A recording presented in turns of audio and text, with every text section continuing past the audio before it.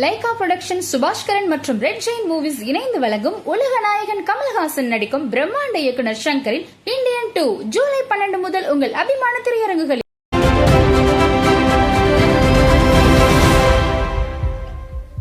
அமெரிக்க முத்தமிழ் இலக்கிய பேரவை, உலக முத்தமிழ் கூட்டமைப்பு இணைந்து இதுபோன்ற விழாக்களை நம்முடைய தமிழ்நாட்டிலே ஒவ்வொரு ஊரிலும் நடத்தி கொண்டிருக்கிறது. அது மாநாடு போல் நடக்கிறது. அதற்கு முதற் காரணமாக இருக்கின்றவர் அமெரிக்காவில் வாழும் தமிழர் தாளை இரா உதயநேசன் அவர்கள். இந்த அமைப்பிற்கு பொதுச் செயலாளராக இருந்து பணியாற்றி கொண்டிருப்பவர் தஞ்சை பல்கலைக்கழகத்திலே அயலக அந்த துறையிலே ஒரு மிகப்பெரிய முதன்மை அதிகாரியாக இருக்கின்ற கவிஞர், எழுத்தாளர், பேச்சாளர் குறிஞ்சிவேந்தன் அவர்கள். அயலக கல்வித்துறை எந்த அளவிற்கு செயல்படுகிறது என்பதற்கு இது போன்ற உதாரணங்கள் எத்தனையோ இருக்கின்றன. அதுபோல் தாளை இரா உதயநேசன் அவர்கள் தன்னுடைய அந்த அமெரிக்க பணியிலே கிடைக்கின்ற வருவாயை, ஊதியத்தை, அதாவது பல பேர் சுற்றுலா போகலாம், அப்படியே ஜாலியாக இருக்கலாம், ஊர் சுற்றலாம் அப்படின்லாம் நினைக்கிற காலகட்டத்தில் இங்கே அறிவு பயிரை வளர்க்கிறார், அதற்கு உரமிடுகிறார். அதன் அறுவடையை எப்படி பார்க்கிறார் என்றால், புதிதாக புறப்படுகின்ற கவிஞர்களை, எழுத்தாளர்களை, புத்தக ஆசிரியர்களை பார்க்கிற போதெல்லாம் அவருக்கு அந்த சந்தோஷம் கிடைக்கிறது. அவருக்கு ஆனந்தம் அதுதான். ஒவ்வொருத்தருக்கு ஒவ்வொரு விஷயத்தில் ஆனந்தமாங்க. சில பேருக்கு ரொம்ப நல்ல பிரியாணி சாப்பிட்டா ஆனந்தம் இருக்கும். ஆனால் இவரும் பிரியாணி கிடைக்கிற விளைகிற ஊரிலே இருக்கிறவர் தான். ஆம்பூரிலே தற்போது இருக்கிறார். ஆனால் இந்த ஊன்றுவை அடிசிலை கூட உதாசீனம் செய்துவிட்டு, பிரியாணி என்கிற ஊன்றுவை அடிசிலை உதாசீனம் செய்துவிட்டு புத்தகத்தை எல்லோருக்கும் கொண்டு சேர்க்க வேண்டும், எட்டுத்துக்கும் சென்று இந்த அறிவை வளர்க்க வேண்டும். தமிழ் மொழியில் அவர் எழுதிய நூல்களை எல்லாம் ஆங்கிலத்திலே மொழிபெயர்த்து வெளியிடுகின்ற அளவிற்கு இந்த தமிழனோட பெருமையை, தமிழின் பெருமையை உலகெங்கும் பரப்பி கொண்டிருக்கும் தாளை இரா உதயநேசன் அவர்களைப் போல் ஊருக்கு ஒருவர் இருந்தால் போரும். ஜெயகாந்தன் சொல்வார், ஊருக்கு நல்லது. அந்த மாதிரி ஒரு பாரதி சொன்னதைப் போல், விவேகானந்தர் சொன்னதைப் போல் ஒரு உதாரணமாக இருக்கின்ற உதயநேசன் அவர்கள், குறிஞ்சிவேந்தன் அவர்கள், இவர்களுக்கெல்லாம் ஒரு அணிலை போல் சினிமாக்காரனாக இருந்து கொண்டு என்னால் ஏதோ சேவை செய்ய முடிகிறது. அந்த ஒரு தருணம் கிடைத்திருக்கிறது.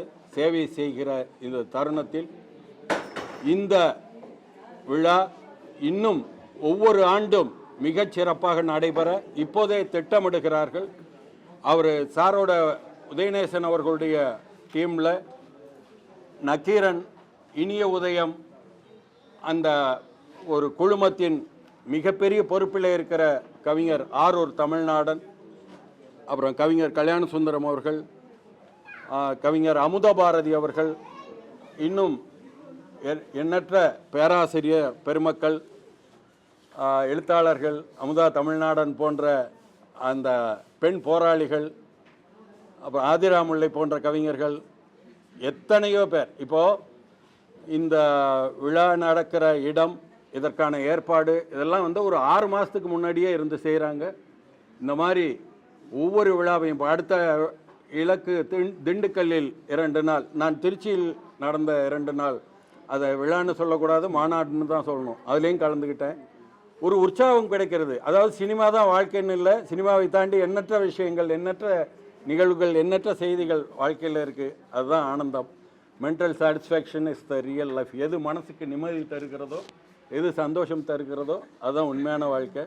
இந்த புத்தகம், எழுத்து, அறிவு, பத்திரிகை, கவிதை, இதெல்லாம் ஒரு இன்றைய இயந்திர வாழ்க்கையில் இளைஞர்கள், மாணவர்கள் மறந்து போன ஒரு விஷயமா இருக்குது. அதை நினைவூட்ட இது போன்ற விழாக்களை அவசியம் எடுக்கணும். அதற்கு அரசு உதவ வேண்டும் என்பதே என் கோரிக்கை. சார் இப்போ நீங்க சினிமால இயக்குனரா இருந்திருக்கீங்க, இருந்துக்கிட்டு இருக்கேன். இருந்துட்டு இருக்கீங்க, படங்கள் நிறைய நடிச்சிட்டு இருக்கீங்க. ஆமாம். இப்போ எழுத்தாளராகவும் இருக்கீங்க. எழுத்தாளர்கள் வந்து எழுத்துக்களுக்கு வந்து முன்னுரிமை கொடுக்கப்படுதா? அதுக்கேற்ற அங்கீகாரம் கிடைக்குதா? நிச்சயமாக. இப்போது நமக்கு ஒரு வருத்தம் உண்டு. அதாவது வங்காளத்திலும் மலையாளத்திலும் இன்னும் அந்த எழுத்தாளர்களுக்கான மரியாதை இருந்து கொண்டே இருக்கிறது. தமிழ்நாட்டில் மட்டும் இந்த எழுத்தாளர்கள், ஏன்னா வங்காளத்தில் மலையாளத்தில் எல்லாம் வந்து கதாசிரியர் என்று ஒருவர், அப்புறம் வசனம் எழுதுவதற்கு ஒருவர், திரைக்கதை எழுதுவதற்கு ஒருவர், இப்படிலாம் வந்து இன்னும் அந்த கலாச்சாரம் இருக்கிறது. தமிழ்நாட்டில் கொஞ்சம் அது மாறி, அதனால் கொஞ்சம் பல பேர் வந்து காயப்பட்டிருக்காங்க, நஷ்டப்பட்டிருக்காங்க.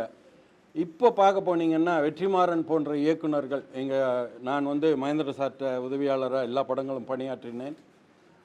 சார் வந்து நல்ல எழுத்தாளர் இருந்தாலும் அவர் வந்து முள்ளு மலரும் உமாச்சந்திரன் எழுதின நாவல், உதிரிப்பூக்கள் வந்து நம்ம புதுமை பித்தனோடது, அப்புறம் வந்து சிவசங்கரியோடது நண்டு, இப்படி ஒவ்வொரு எழுத்தாளர்களோட கதையை வாங்கி மகேந்திரன் என்கிற எழுத்தாளர் படம் பண்ணார். அந்த மாதிரி தான் இப்போ இன்றைக்கி கூட வெற்றிமாறன் பண்ணிக்கிட்டு இருக்கிறார். இதுதான் வந்து வெற்றிக்கு அறிகுறி, ஒருத்தரோட சிந்தனையை அழகாக செயல்படுத்துதல், திரைக்கதையாக்குதல். ஆனால் நான் இப்போ தென்னிந்திய திரைப்பட எழுத்தாளர் சங்கத்தில் துணைத் தலைவராக இருக்கேன். நிறைய பிரச்சனைகள் வருகிறது.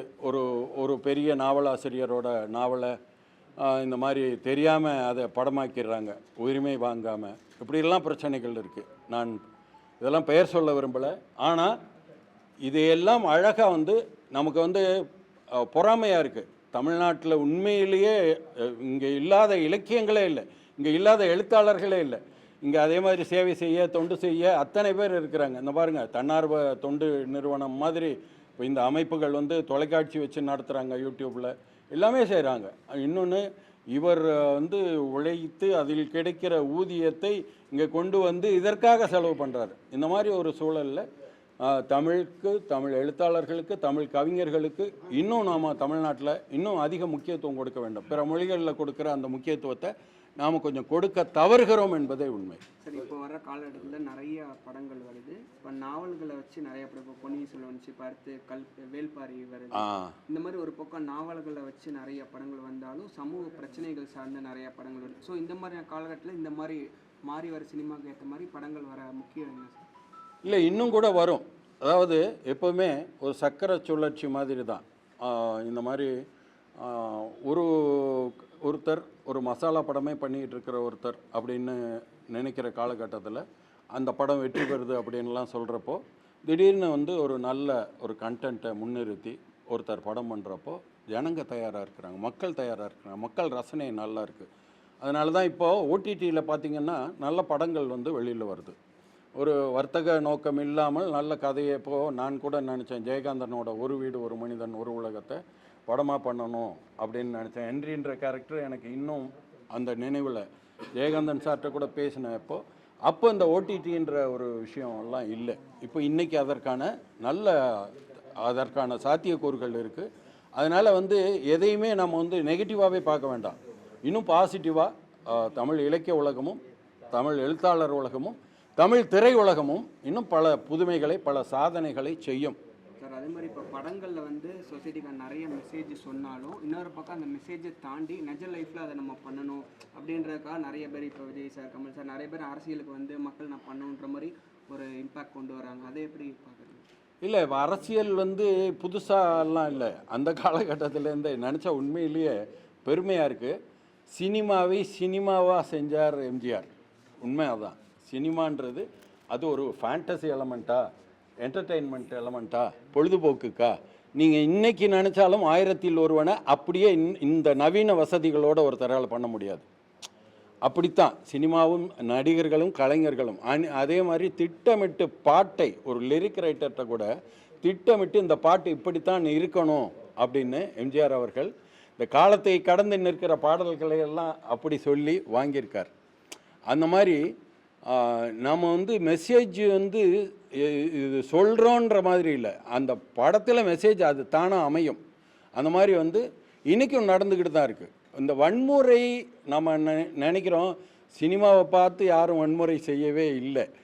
நடக்கிற நிகழ்ச்சிகளை பார்த்து தான் சினிமா காட்சிகள் எல்லாமே நாங்கள் எல்லாமே எல்லாத்தையும் கூர்ந்து கவனிக்கிறோம். சினிமா கலைஞர்கள் நடைபாதையில் போகிறப்போ பார்த்திங்கன்னா அத்தனை காட்சிகள் கிடைக்குது. இப்போது 2 நாளைக்கு முன்னாடி ஒரு இதில் பார்த்தேன். இப்போ இன்றைக்கி எங்கே பார்த்தாலும் கேமரா இருக்குது. ஒரு கடையில் ஒரு பெண் நகையை வந்து அவர் வெளியில் போகிறாரு, அந்த ஃப்ரேம்லேருந்து வெளில போகிறாரு. அவர் ஏதோ தண்ணி கேட்குறாங்க, தண்ணி எடுக்க போகிற அந்த சமயத்திலேயே அவங்க அந்த நகையை எடுத்து அப்படி மறைக்கிறாங்க. இப்படி இந்த நிகழ்ச்சிகள் எல்லாமே நடக்கிற நிகழ்ச்சிகளை தான் நம்ம காட்சிகளாக மாற்றுறோம். நாம் வன்முறையையோ பாலியல் இதையோ எதையுமே நாம் புகுத்துறதே கிடையாது. ஆக்சுவலாக வந்து எல்லா காலகட்டத்திலையும் இருக்கிறது தான் இந்த விஞ்ஞானுக்கு. அது அது அந்த இல்லை அதுதான் ஒரு எப்படின்னா போலச் செய்தல் அப்படின்றது எல்லா காலகட்டத்திலும் நாகரிகம் வந்து அப்படி தான் வளர்ந்துருக்கு. போலச் செய்தல் இப்போது சின்ன வயசில் நாம் செய்கிற தவறுகள் என்னென்னா, குழந்தை அழுதுன்னா இப்போவே கையில் செல்ஃபோனை கொடுக்குறோம். குழந்தை அழுதுன்னா டிவியை போட்டு குழந்தைய உட்கார வச்சுட்டு நாம் வேலை பார்க்க போகிறோம்.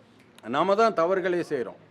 இதையெல்லாம் அதாவது விஞ்ஞான அறிவியல் சாதனங்களை வந்து நாம் இதெல்லாம் அப்புறப்படுத்தி முதல்ல பழையபடியே நம்ம வந்து கொஞ்சம் புத்தகத்தை அறிமுகப்படுத்தணும், பத்திரிக்கையை அறிமுகப்படுத்தணும். அதே மாதிரி இலக்கிய கூட்டங்கள் இந்த மாதிரி விஷயங்களுக்கெல்லாம் ஒரு மகனை மகளை பேர குழந்தைகளை எல்லாம் கூட்டிகிட்டு வரணும். இதெல்லாம் முன்னே நடந்துச்சு. அதே மாதிரி மலேசியாவில் நான் பார்த்தேன், மலா யூனிவர்சிட்டியில் நிகழ்ச்சி நடக்குது. பார்த்தா அதில் ஒரு 60% இளைஞர்களாக இருக்கிறாங்க. எல்லாம் கல்லூரியிலேருந்து வர்றவங்க, பள்ளியிலேருந்து வர்றவங்க.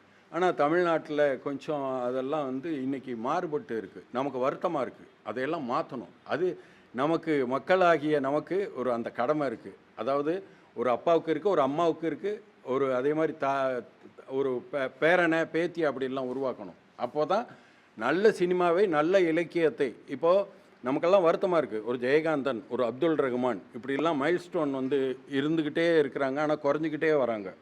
அதை நம்ம உருவாக்கணும். அதை உருவாக்குறது யார்? திரும்ப வந்து வேணுமே, நமக்கு ஒரு மைல்ஸ்டோன் வேணும் இல்லையா? அது எழுத்தாளர்களாகட்டும், கலைஞர்களாகட்டும், தலைவர்களாகட்டும்.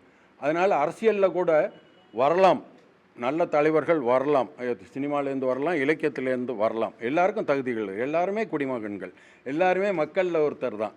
ஆனால் மக்கள் தான் தேர்ந்தெடுக்கணும் இது யார் வந்தால் நல்லாயிருக்கும். அதுதான் உண்மையான விஷயம். தேங்க்யூ.